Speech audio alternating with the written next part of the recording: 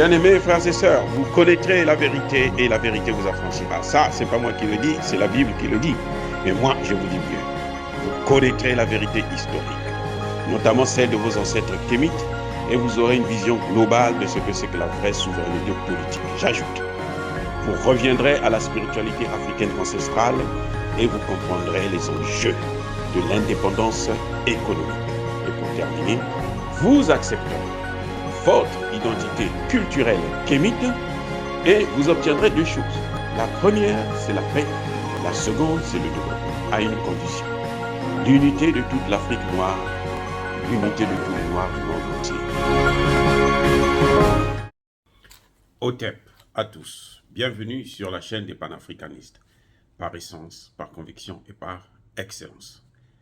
Celle des citoyens kémites par nécessité et obligation de combat. Nous sommes une chaîne qui n'est guidée que par nos ancêtres et rien que par les ancêtres qui appartiennent à l'égrégore du monde noir. Par conséquent, nous ne croyons en aucun Dieu venu de l'étranger. Toutefois, cette vidéo n'est aucunement destinée à inciter à la haine ou à la violence, car nous menons un combat qui est d'abord et avant tout spirituel, intellectuel et démocratique. Ensuite, il est politique, géopolitique et géostratégique, contre l'impérialisme, le colonialisme, le néocolonialisme et l'endocolonial, qui sont tous qualifiés de crimes contre l'humanité. Nous menons ce combat sur la base du principe fondamental que nous avons hérité de nos ancêtres kémites, qui est celui de la Mahat, c'est-à-dire solidarité, vérité et justice. Vous êtes donc en droit de connaître la vérité et nous avons l'obligation de vous dire la vérité, rien que la vérité, afin que justice soit rendue au continent africain. Et ça, c'est notre modeste contribution dans cette noble lutte en faveur de la souveraineté, la dignité, la solidarité et l'unité africaine. Ça, c'est ce que nous appelons le panafricanisme. Bien-aimés frères et sœurs, nous allons aujourd'hui examiner, faire le bilan à mi-parcours de ce que les Africains vont recevoir, ce que les Africains sont venus chercher ici, aux États-Unis, au sommet Afrique, Afrique-États-Unis. Ce sont les États-Unis qui nous ont invités. Hein. Nos chefs d'État ne sont pas venus parce qu'ils avaient envie de venir. Ils ont été invités. On leur a demandé de venir faire la fête. On leur a demandé de venir recevoir quelque chose.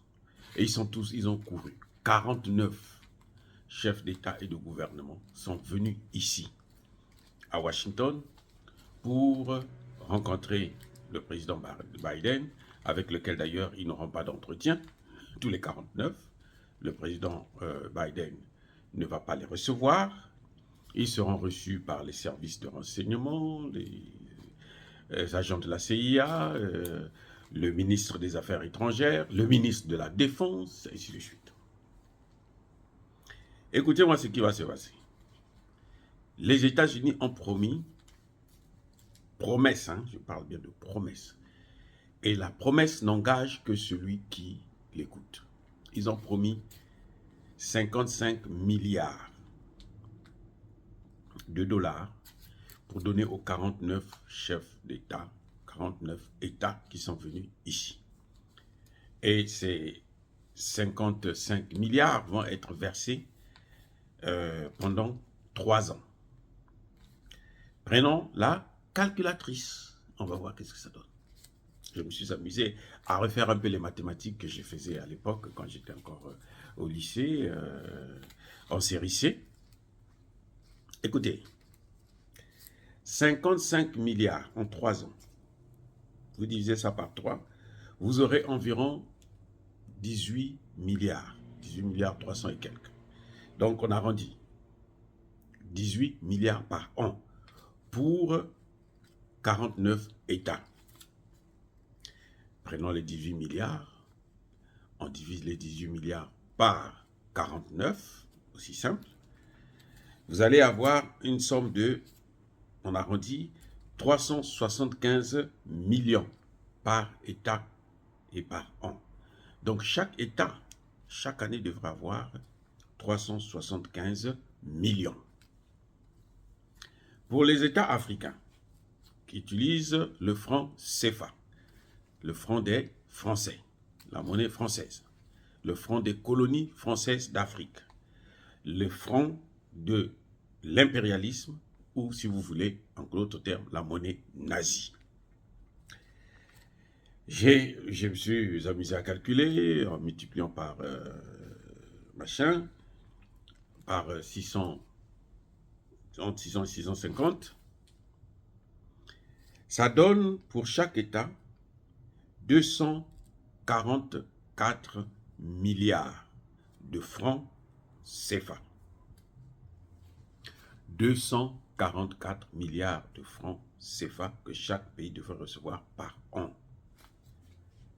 Donc, les 244, vous divisez par 12, par mois, vous allez voir que c'est rien du tout. Et je vais vous faire savoir que le budget du Congo-Brazzaville, mon pays, c'est autour de 4 000 milliards. C'est pas moins de 4 000 milliards.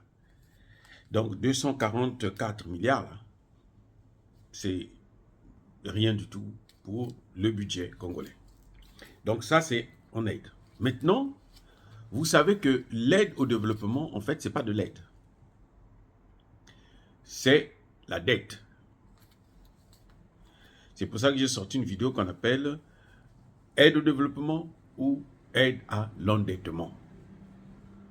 Donc, quand on part on calcule, on va prendre le minimum, 5%. Et ce n'est pas toujours 5%, mais on s'arrête à 5%. On multiplie donc par 5 et on divise par 100.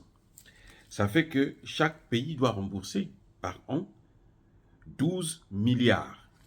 Et donc, pour les pays qui utilisent le franc CFA, ils vont rembourser 256 milliards par an. Au total, donc après les 3 ans, ça fera 768 milliards de francs CFA qu'ils vont rembourser aux États-Unis. Pour ceux qui n'ont pas demandé, on les a invités, venez prendre la dette. Maintenant, j'ai dit tout à l'heure que la promesse n'engage que ceux qui y croient. C'est une promesse. Maintenant, on va chercher à savoir si cette promesse va se réaliser. On va émettre des hypothèses. Non, plutôt, on va prendre un exemple. Parce que le sommet qui se passe actuellement, c'est le second sommet États-Unis-Afrique. Le premier sommet États-Unis-Afrique a été organisé par Barack Obama le 6 août 2014. Donc, il y a 8 ans.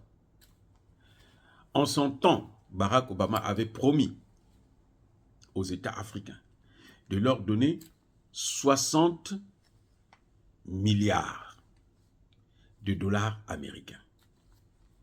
Donc,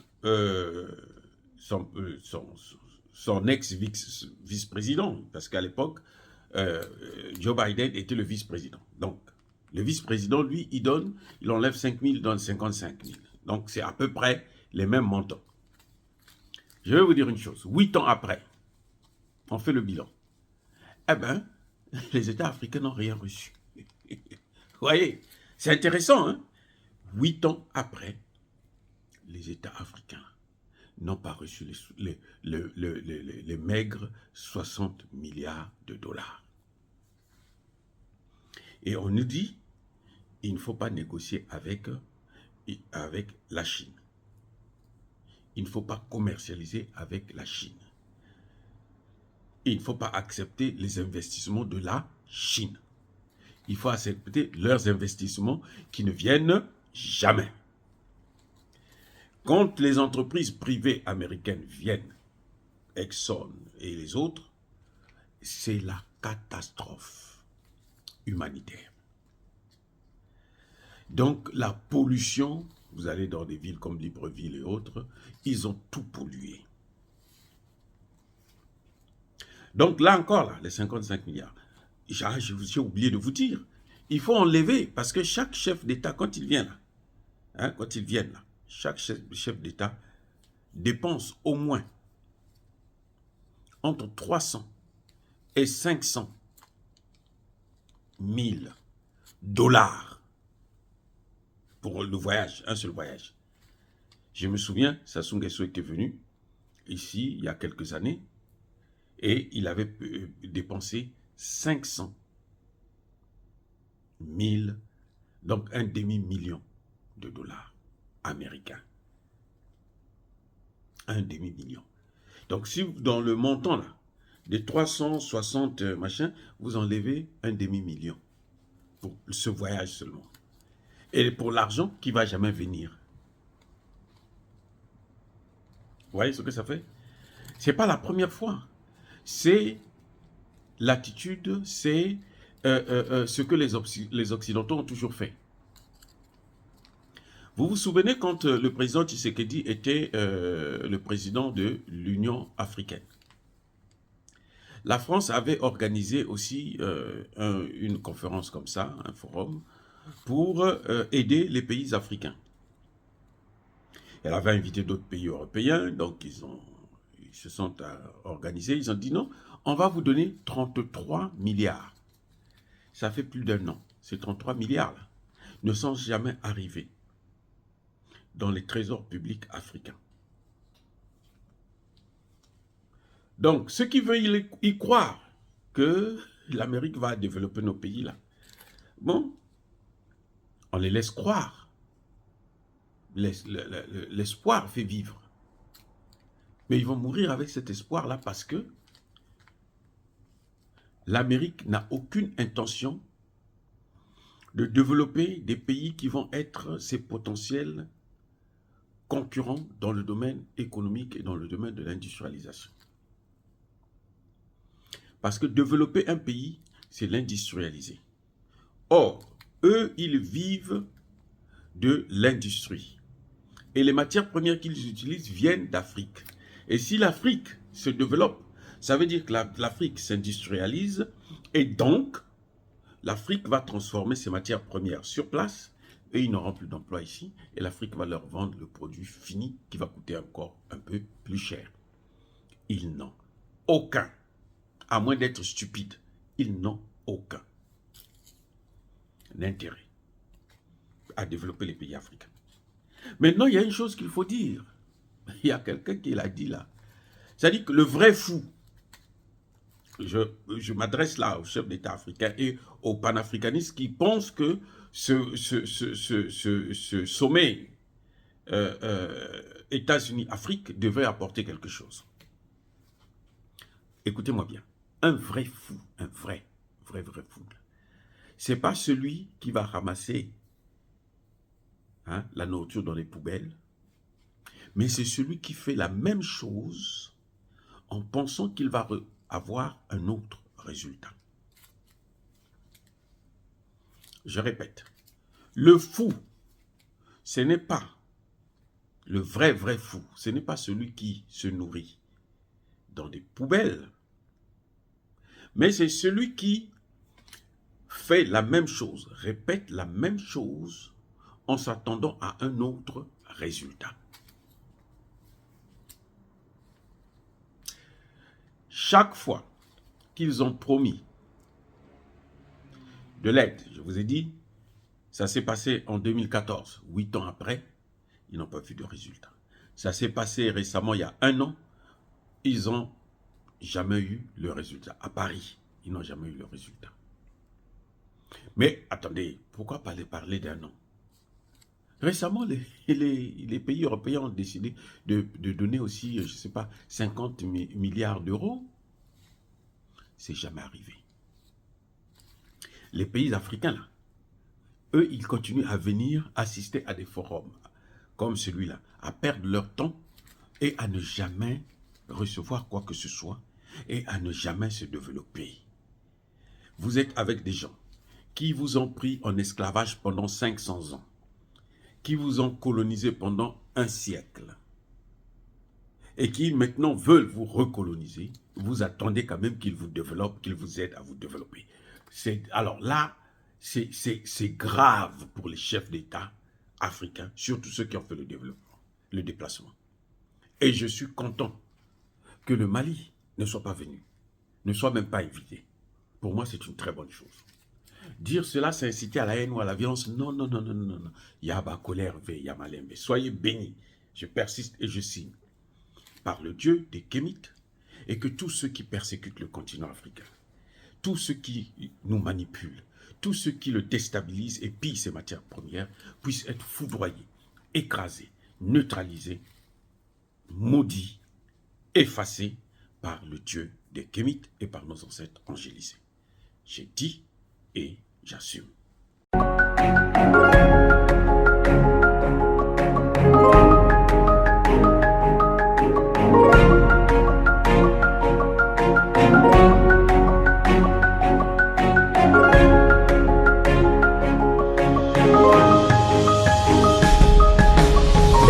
Eux, ils marchent par la foi et non par la vue. Mais moi, je vous conseille vivement de marcher par la connaissance scientifique et historique, notamment celle de nos ancêtres kémites, par les 5 sens et par l'intelligence. Abou Abia.